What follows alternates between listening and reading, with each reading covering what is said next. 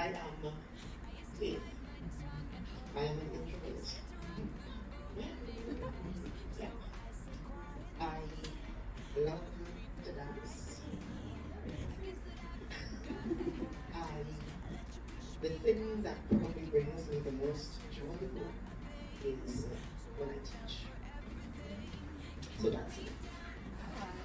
I am also learning to speak about my characteristics. So I specifically did not include the fact that I was anything to anybody else. Yeah. So today we're going to talk about mental well-being. But before we do that, I want you to understand. Yes, since we've been here, we've been sitting. Now I'm actually glad that I came speaking at the end, because I want to use something known as the 8 dimensions of wellness. You know that before? Now, the 8 dimensions of wellness include the fact that for us to be well, different parts of our lives need to be well. So I'll start with what they were talking about last, financial well-being. And I literally have to say nothing about that because we had that already. I also want to talk about environmental well-being. That is ensuring that the space that you are in is actually clean and healthy. So the air that we're breathing is clean.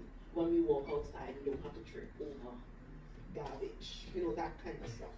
Ensuring that when we open our eyes, we see goodness, we see cleanliness. So that's easy. The Tobago that we used to have was easier environmentally. But let me be honest, sitting in the seat as Secretary with Responsibility for Health, Wellness and Social Protection, where part of what I do is in public health. Let me be honest, the Begonians start to get kind of nasty.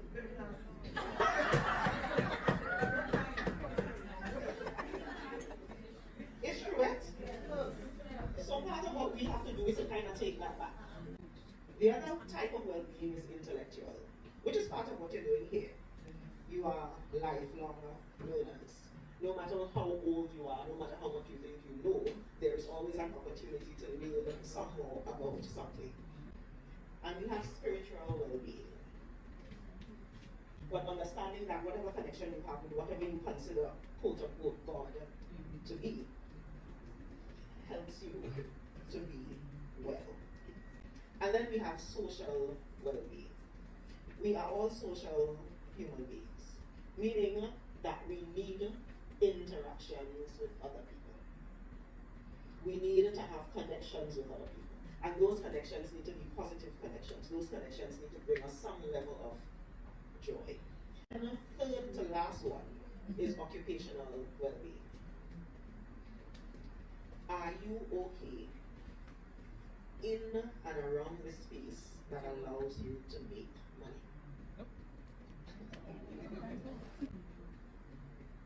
As Deputy Chief Secretary and Secretary with Responsibility for Health, Wellness and Social Protection, I can answer yes to that 95% of the time. The other 5%, so 𝐿𝐿𝐿 works with me. Every now and then I tell 𝐿𝐿𝐿, I'm going to go KFC because this is this. I have a fried chicken. And I'm with my fried chicken, I have a fried chicken okay, and I have to worry about everything else. Some of us need to not be working there. I'm not talking about any of the teachers in this room, but some of our teachers need to not be teachers. Some of our doctors and nurses, again, need to not be doctors and nurses. I get the complaints. And if it is not bringing you joy while you're making money, we need to figure out how to pivot, how to shift, how to find the other thing that brings you joy. And I think that COVID actually showed us that the thing that we thought we couldn't live without, we figured out how to live without it, and we figured out how to do something else. Now the last one is where I want to spend most of my time. Physical.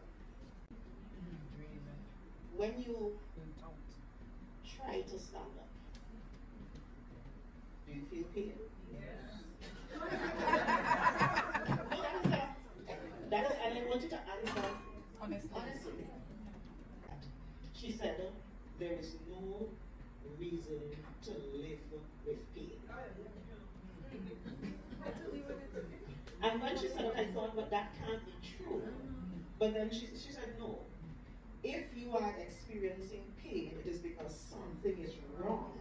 And if we could figure out the thing that is wrong, and we can work towards fixing it, then we could remove pain. And she looked at me, and she said, well, you know, we need to start with the weight. And then one Sunday afternoon, several months later, I can't remember what happened, and I just messaged the gentleman who trains me now, and I said, I'm ready. I'm ready because I honestly did not feel good. I'm ready because on top of everything else, I don't like how I look. Let me be honest. And he said, come tomorrow. I went. We started doing weight training, and I'm saying this specifically because I'm talking to women. We started doing weight training. Because resistant training is what you need more than anything else as you are female and as you are getting older.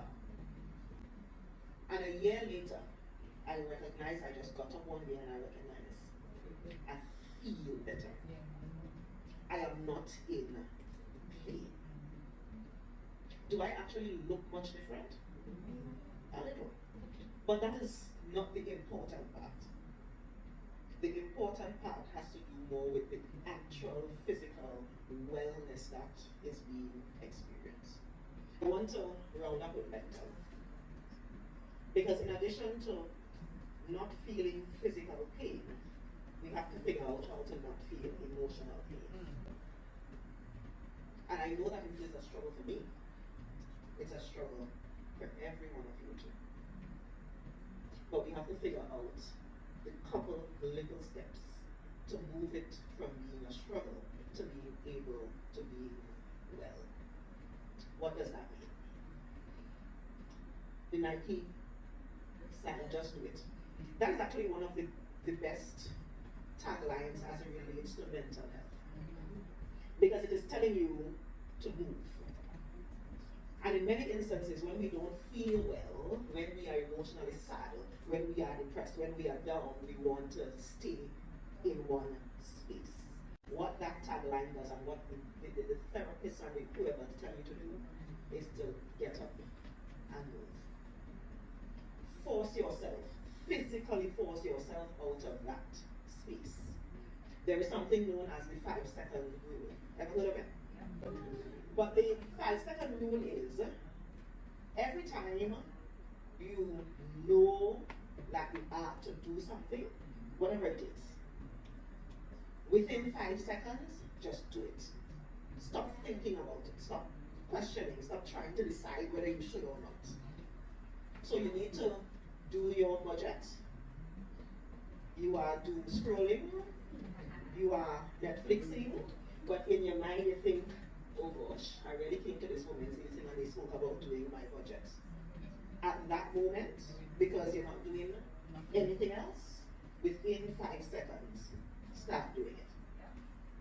Same thing applies to, you get up in the morning, you prayed, you know you say you're going to start to walk, just do it. Within 5 seconds of thinking about it, do it.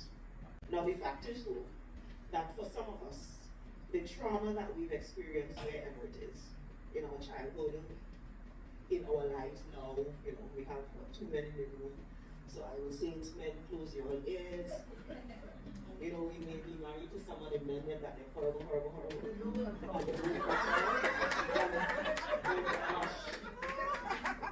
Or you have some of the most ungrateful, good for nothing people and the brother in your soul case.